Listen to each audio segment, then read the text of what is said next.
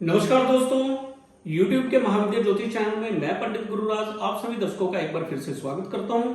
दोस्तों, YouTube के महाविद्या ज्योतिष चैनल के माध्यम से मैं लाल किताब, वैदिक ज्योतिष, यंत्र, मंत्र और तंत्र से जुड़ी हुई अनुभूत जानकारी समय समय पर आप तक पहुंचाता रहता हूं।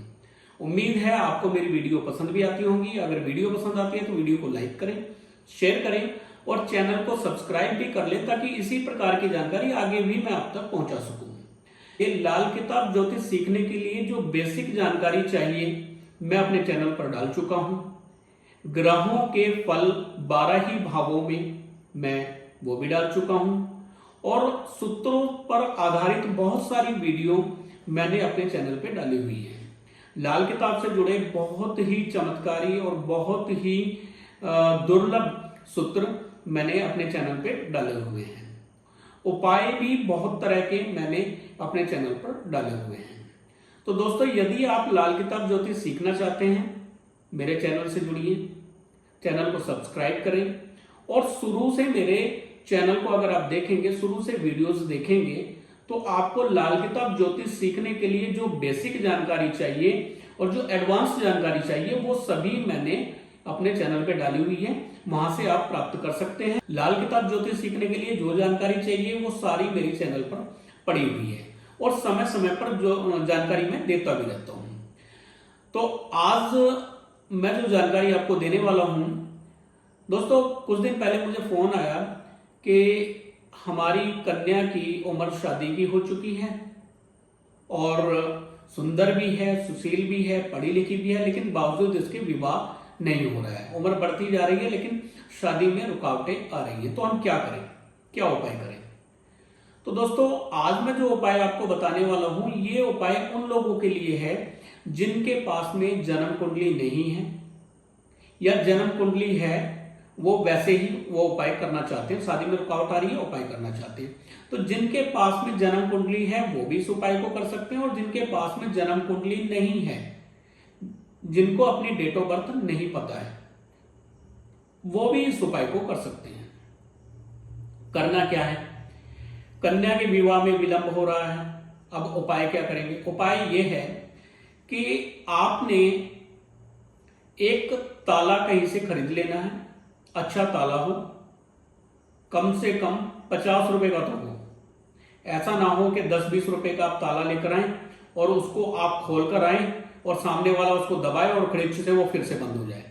तो ऐसा ताला ना लें जो ऑटोमेटिक लॉक हो सकता हो, चाबी से ही लॉक हो, ऐसा ताला लें। और 100 ग्राम आपने लेने हैं छुहारे। किस दिन उपाय करना है? शुक्रवार की रात्रि को 12 बजे। उपाय क्या है? छुहारे आपने 100 ग्राम लेने हैं, ताला एक ले लेना है आपने, ताले को बंद रखना है और शुक्रवार की रात्रि को 12 बजे आपने कन्या के शरीर से इसको 7 बार उल्टा मारना है। ये घर का कोई भी सदस्य कर सकता है, माँ बाप भाई बहन कोई भी कर सकता है और आप भी जातक कर सकता है। 7 बार इसको वार के जातक को पकड़ा दे, जातक खुद ही उसको चौराहे पर रखा है और ताला खोल के आ जाए। तो ऐसे भी किया जा सकता है। और अगर घर का कोई सदस्य कर रहा है तो भी जिसके विवाह के लिए आप ये उपाय कर रहे हैं, तो कन्या के शरीर से उल्टा 7 बार 100 ग्राम छुआरे और बंद ताला 7 बार उल्टा वारना है। उल्टा वारने के बाद रात्रि के समय किसी भी चौराहे पर, रात्रि के 12 बजे किसी भी चौराहे पर उसको रखकर खोलकर, ताले को खोलकर चाबी साथ में ले आना है ताकि कोई और बंदा उसको बंद ना कर सके।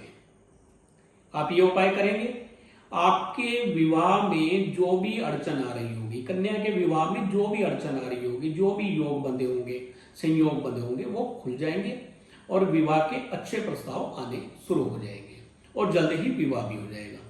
ये उपाय उन लोगों के लिए जो चौराहे पर जाकर उपाय कर सकते हैं। कुछ लोग ऐसे होंगे जो चौराहे पर नहीं जा सकते होंगे कि भाई हमें चौराहे पे जाने में डर लगता है, रात के 12 बजे हैं, कैसे जाएंगे, कोई देखेगा, या हो सकता है आसपास कोई चौराहे ही ना हो। उनके लिए उपाय क्या है?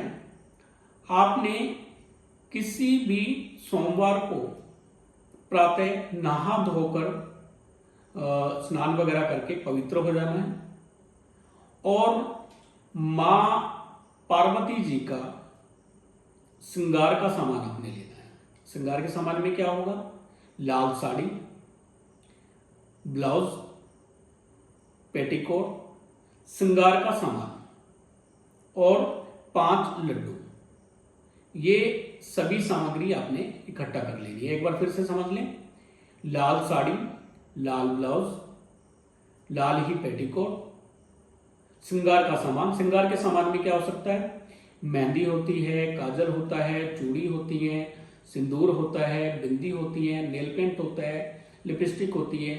ये सामग्री आपने इकट्ठा कर लेनी है और 5 आपने लड्डू लेने हैं। अब आपने क्या करना है?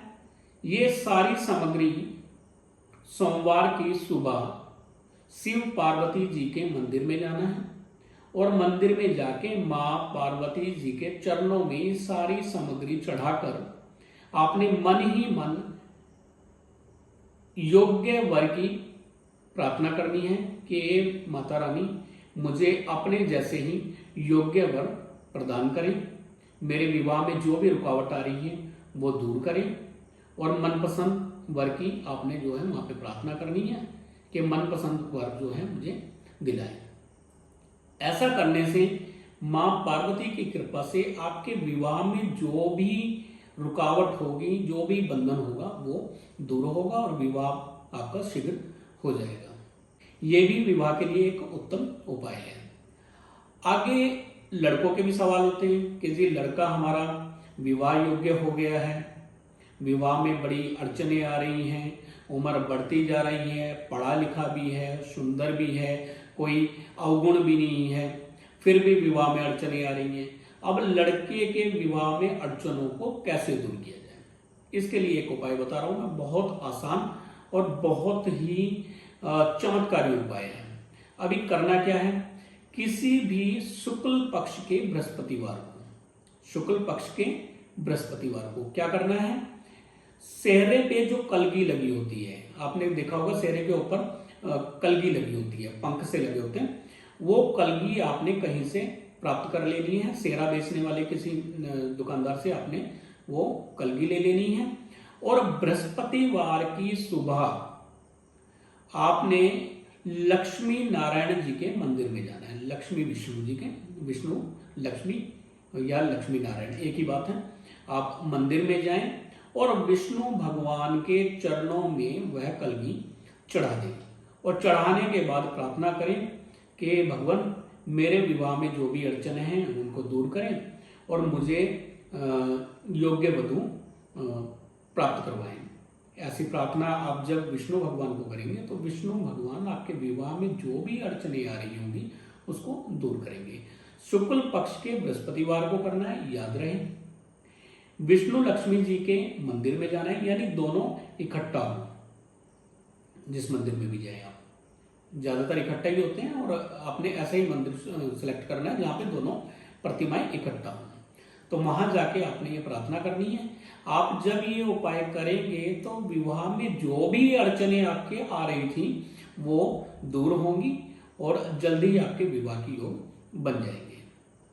दोस्तों कई बार क्या होता है कि विवाह तो हो जाता है, पति पत्नी का विवाह हो गया, बहुत सुंदर विवाह चल रहा था कि बीच में आपस में झगड़े होने लग जाते हैं, या कई बार क्या होता है कि पति पत्नी के अनुकूल नहीं चलते हैं। रात को शराब पी के आना, मारधाड़ करना, गाली गलौज करना या बाहर जुआ खेलना, इस तरह की चीजें होती हैं। तो पत्नी रात को परेशान होती है, पति की मार भी खाती है, गालियां भी खाती है और रहना भी पड़ता है घर में। तो ऐसे में जब आपको लग रहा है कि परिवार टूटता जा रहा है या तलाक तक हो सकता है इस समस्या के चलते, करना क्या है? किसी भी मंगलवार या रविवार को आपने ये उपाय करना है। करना क्या है? लड़की अगर उपाय पति के लिए कर रही है तो बाएं पैर की जूती के बराबर तराजू में तोल के एक तरफ जूती रखी जाए, एक तरफ आटा रखा जाए।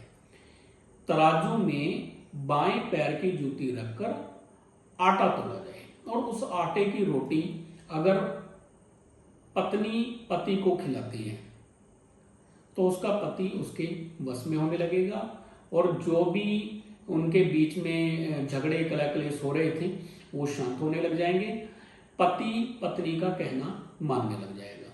दोस्तों, कई बार स्थिति उल्टा होती है, यानी पत्नी बहुत क्रोधी होती है, पति की बात नहीं मानना, पति को समय पे भोजन नहीं देना या हरदम लड़ाई झगड़े करते रहना। अगर स्थिति इस प्रकार की बनी हुई है कि घर में पत्नी हर समय क्लेश रखती है, पत्नी पति की बात नहीं मान रही है, अब पति क्या करे? क्योंकि पत्नी के लिए उपाय बताया, पति के लिए भी उपाय होना चाहिए। तो पतियों के लिए एक उपाय बता रहा हूं, सेम ऐसा ही यही उपाय है, लेकिन इसको उल्टा कर देना है, थोड़ा सा चेंज करना है। क्या करना है? अगर पति पत्नी के लिए कर रहे हैं तो पति को चाहिए कि अपने दाएं पैर की चप्पल जूती के बराबर आटा गूंथे और उसकी रोटी बनाकर मंगलवार या रविवार को पत्नी को खिलाए। रविवार या मंगलवार की शाम को कर सकते हैं ये उपाय, सुबह को कर सकते हैं, दोपहर को कर सकते हैं, कभी भी कर सकते हैं। बस याद रहे कि दाहिने पैर की जूते के बराबर आपने आटा तराजू में तोलना है। तो तगड़ी टाइप की आपको बनवानी होगी या बनी बनाई आप ले लें, ठीक है, प्राप्त कर लें कहीं से, चोरी छिपे करें। अगर दिखाकर करेंगे तो फिर मामला गड़बड़ हो सकता है, घर में गृह क्लेश बढ़ भी सकता है। तो आपने इस उपाय को सावधानी के साथ में करना है, छिपाकर करना है। जिस दिन आप इस उपाय को करें, कोशिश करें कि पहले ये देख लें कि वे पत्नी घर में ना हो, पीछे से आप ये उपाय करें। जिस दिन आप इस उपाय को करेंगे आपको कुछ ही दिनों में महसूस होने लग जाएगा कि पत्नी का स्वभाव बदलने लगा है, पत्नी बात को मानने लग गई है। गृहस्थ को ठीक करने का एक उत्तम उपाय है, कर सकते हैं। कई बार देखने में आया है कि पति गलत चलने लग गए हैं, पति किसी बाहरी स्त्री को प्रेम करने लग गए हैं, पत्नी को छोड़कर किसी अन्य स्त्री के चक्कर में फंस गए हैं। अब पत्नी को क्या करना चाहिए? आपने 7 लौंग शनिवार की रात्रि को प्राप्त करनी है। लौंग फूल वाली हो, फूल टूटा ना हो, मसाले में जो लौंग यूज करते हैं वही लौंग लेनी है। 7 लौंग लें और 7 लौंग पे 21 बार पति का नाम लेते हुए फूंक मारें। पति का नाम लेते हुए 21 बार लौंग पर फूंक मारें। अगले दिन यानी रविवार के दिन उस लौंग को आग में जला दें। ऐसा आपने 7 शनिवार करना है, यानी 7 शनिवार लौंग लेंगे, 7 लौंग लेंगे, लौंग पे पति का नाम लेते हुए 21 बार फूंक मारेंगे। अगले दिन रविवार को लौंग को जला देंगे। कुछ ही दिनों में पति बाहरी स्त्री को छोड़कर आपसे ही प्रेम करने लग जाएंगे और पराई स्त्री को छोड़कर घर गृहस्थ में ध्यान देने लग जाएंगे। तो ये एक उत्तम उपाय है। अगर पति पत्नी के झगड़े ज्यादा होते हैं, गृह क्लेश रहता हो, इसके लिए भी एक उत्तम उपाय, आपने क्या करना है? लाल स्याही से भोजपत्र के एक छोटे से टुकड़े पर पति का नाम लिखना है। अगर पति आपसे झगड़ा करते हैं तब ये उपाय करना है। क्या करना है? भोजपत्र के छोटे से टुकड़े पर अनार की कलम से लाल स्याही से पति का आपने नाम लिखना है और शहद में, उस शहद की कोई शीशी ले लें छोटी सी, उसमें उसको डुबो देना है पूरा और उसको ढक्कन लगा देना है। ये उपाय आप किसी भी शुक्रवार को कर सकते हैं या मंगलवार को कर सकते हैं। इन 2 दिन में ये उपाय कर सकते हैं। शहद में नाम को डुबोकर उसको ढक्कन लगा देना है और घर में कहीं कॉर्नर में ऐसी जगह रख देना है जहां पे नजर ना जाए, साइड में कहीं पड़ा रहे। तो ये उपाय करने से अगर झगड़े हो रहे हैं घर में, पति बार बार झगड़ा करते हैं, बात नहीं मानते, तो इस उपाय से पति अनुकूल होने लग जाएंगे। दोस्तों, कई बार क्या होता है कि पति पत्नी का गृहस्थ बहुत अच्छा चल रहा है, सारी चीजें ठीक हैं, लेकिन संतान से दुखी हैं, संतान के सुख के लिए तड़प रहे हैं, संतान नहीं हो रही है। पति पत्नी पूरी तरह से ठीक है, मेडिकल जांच हो चुकी है, सब कुछ ठीक है, लेकिन संतान का विलंब आ रहा है। अब इसमें हो सकता है गर्भबंधन किया गया हो या कहीं पर पैर पड़ गया हो किसी चौराहे वगैरह पे, स्त्री का पैर पड़ जाए, संतान प्राप्ति में विघ्न होने लगता है, विलंब होने लगता है। तो संतान प्राप्ति में यदि देरी हो रही है, संतान हो नहीं रही है, पूरी तरह से ठीक है, डॉक्टरी चेकअप करा चुके हैं, उनको क्या उपाय करना चाहिए? आपने किसी भी रविवार को कुम्हार के हाथ में जो धागा होता है, कुम्हार जिस धागे से मिट्टी को काटता है, चाक पे जो मिट्टी रखी होती है जिससे घड़ा वगैरह बनाते हैं, उस मिट्टी को चाक से जो उतारते हैं वो एक धागे से उसको काट के उतारते हैं। तो वो धागा आपने किसी भी रविवार को प्राप्त कर लेना है और उस धागे को प्राप्त करके आपने कच्चे दूध में उस धागे को धो लेना है।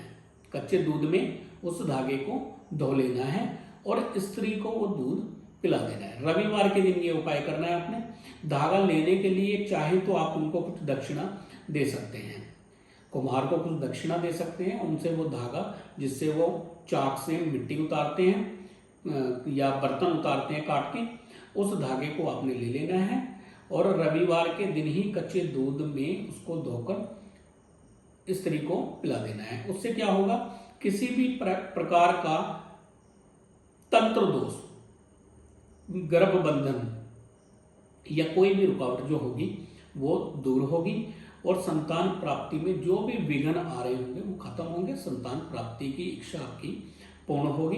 कुछ समय बाद ही गर्भ ठहर जाएगा और इस संतान सुख आप प्राप्त कर पाएंगे। तो आज के जो मैंने उपाय बताए ये वो सभी लोग कर सकते हैं जिनके पास में जन्म कुंडली है या जन्म कुंडली नहीं है। आपको अगर लग रहा है कि संतान प्राप्ति में बाधा आ रही है, रुकावट हो रही है, किसी ने कोई बंधन करा दिया है, गर्भ बंधन हो गया है या और कोई कारण है, तो कारण कुछ भी रहा हो वो कारण दूर हो जाएगा। लेकिन मेडिकल में किसी तरह की प्रॉब्लम ना हो, मेडिकल जांच में किसी तरह की दिक्कत ना हो। अगर किसी तरह के शारीरिक कष्ट नहीं है, शारीरिक कोई बीमारी नहीं है, तब आप ये उपाय करेंगे तो निश्चित ही आपको इसका रिजल्ट नजर आएगा। अब कई बार क्या होता है कि मेडिकल जांच में देखने के लिए मिलता है कि भाई शुक्राणु की कमी है, पति में शुक्राणु की कमी है जिस वजह से संतान नहीं हो रही है। तो इसमें भी एक उत्तम उपाय बता रहा हूं मैं आपको। आपने क्या करना है, सोने की कहीं से तार प्राप्त करनी है। आप कहीं से सोने की, सुनार से शुद्ध सोने की हो, 24 कैरेट हो तो बहुत उत्तम है। अगर 24 कैरेट अगर सोने की कोई तार मिल जाए, अगर 24 नहीं 23 कैरेट भी मिल जाए, तो आपने सोने की तार लेनी है और उस तार को आग में तपाना है। गैस पे उसको पूरा लाल कर लिया जाए और उस लाल तार को दूध में डिप करके, जब दूध में आप डालेंगे तो उसमें एक आवाज होगी सुन करके, तो वो दूध में बुझा के आपने उस दूध का सेवन रात्रि में करना है। लगातार 40-41 दिन तक आपने सोना बुझा हुआ दूध पीना है रात्रि के समय। लेकिन याद रहे, रात्रि में अगर इस दूध का सेवन कर रहे हैं तो अगर आपके पास जन्मपत्री है तो आप उसमें देख लें कि आपका चंद्रमा 10वें भाव में ना हो या 6वें भाव में ना हो, शनि चंद्र की युति ना हो। अगर ऐसा है तो रात्रि में दूध का सेवन नहीं करते हैं। तब क्या करना है, आपने दूध का सेवन जो है सूर्यास्त से पहले पहले करना है। आप सुबह के समय भी कर सकते हैं। कोशिश करें कि सूर्यास्त से पहले आप उस दूध का सेवन करें। एक बार उपाय फिर से समझ लें, किसी भी शुक्ल पक्ष के बृहस्पतिवार से इस उपाय को शुरू किया जाए और ये भी याद रखें कि चौथ, नवमी, चौदस ना हो उस दिन जिस दिन आप उपाय शुरू कर रहे हैं। तो ये पहले से आप देख ले, चंद्रमा की जो तिथियां होती हैं चौथ, नवमी, चौदस, ये तिथियां ना हो। आपने सोने की तार लेनी है, तार को आग में तपाना है और दूध में डिप करके उस दूध का सेवन करना है। रात्रि में वो लोग कर सकते हैं जिनके लिए मनाही नहीं है, यानी चंद्रमा 6वें भाव में नहीं है, चंद्रमा 10वें भाव में नहीं है, चंद्र शनि की युति नहीं है, चंद्र केतु की युति नहीं है। अगर है युति तो वो शाम के समय यानी सूर्यास्त से पहले इसका सेवन किया करें। इस उपाय से शुक्राणुओं की जो कमी है वो दूर होगी और बृहस्पति की कृपा से संतान का सुख जो है आपको प्राप्त होगा। तो ये एक उत्तम उपाय है। लाल किताब के बहुत ही अचूक उपाय हैं। इस वाले उपाय में थोड़ा सा पैसा जरूर लगेगा, क्योंकि सोने की तार ले रहे हैं तो सोना तो महंगा है। आप सोने की तार अगर संतान प्राप्ति के लिए लेते हैं और संतान आपको प्राप्त हो जाती है तो सोने की कीमत पूरी हो जाएगी। तो दोस्तों इन उपायों को जरूर करके देखें। लाल किताब के अचूक उपाय हैं, बहुत ज्यादा खर्चा भी नहीं होगा और आपके जो दिक्कतें परेशानियां आ रही होंगी, जो आपके विवाह में विलंब आ रहा है, पुत्र प्राप्ति में विघ्न आ रहा है, या पति पत्नी के आपसी कलेश हो रहे हैं, तो उस चीज में आप इसका उपयोग कर सकते हैं। इन उपायों को करने से जो भी प्रॉब्लम होगी आपकी शीघ्र ही दूर होगी। दोस्तों यदि आप अपनी जन्म कुंडली का विश्लेषण कराना चाहते हैं, संपूर्ण विश्लेषण कराना चाहते हैं, तो स्क्रीन पर दिए गए नंबर पर कांटेक्ट कर सकते हैं। व्हाट्सएप पर इसी नंबर पर आप अपनी डेट ऑफ बर्थ, टाइम और बर्थ प्लेस मुझे सेंड करेंगे। आपकी कुंडली का संपूर्ण विश्लेषण करने के बाद आपके जीवन में जो भी रुकावटें, परेशानियां जो भी आ रही हैं, उसका पूर्ण विश्लेषण करने के बाद हम निदान बताएंगे। उपाय लाल किताब के ही होंगे और कुंडली को लाल किताब के ढंग से भी देखा जाता है, वैदिक के ढंग से भी देखा जाता है। और कुंडली देखते हुए कई तरह की चीजें हमें देखनी होती हैं, कई चीजों को हमने देखना होता है। ऐसा नहीं है कि लगन कुंडली देखी और हमने उपाय बता दिए। लगन कुंडली भी देखी जाती है, गोचर कुंडली भी देखी जाती है, वर्षफल कुंडली भी देखी जाती है, कई बार नवांश कुंडली को भी देखा जाता है। फिर जिस तरह की प्रॉब्लम चल रही है उसमें डी चार्ट भी देखे जाते हैं। तो ये सारी चीजें देखने के बाद जो आपकी समस्या है उसका निदान हम बताते हैं। कुंडली फीस क्या है वो फोन करके आप जान सकते हैं। कुंडली फीस हम इसलिए फोन पर नहीं बताते क्योंकि हो सकता है आप 4 साल बाद मेरी वीडियो देख रहे हो या 5 साल बाद मेरी वीडियो देखें, तो उसमें फीस चेंज हो सकती है। आपको मैं वही फीस बताऊंगा, हो सकता है पहले कम थी अब बढ़ गई या कम कर दी, तो उसमें आपको समस्या हो सकती है और हमें भी समस्या हो सकती है। तो कुंडली फीस फोन पर आप जान सकते हैं।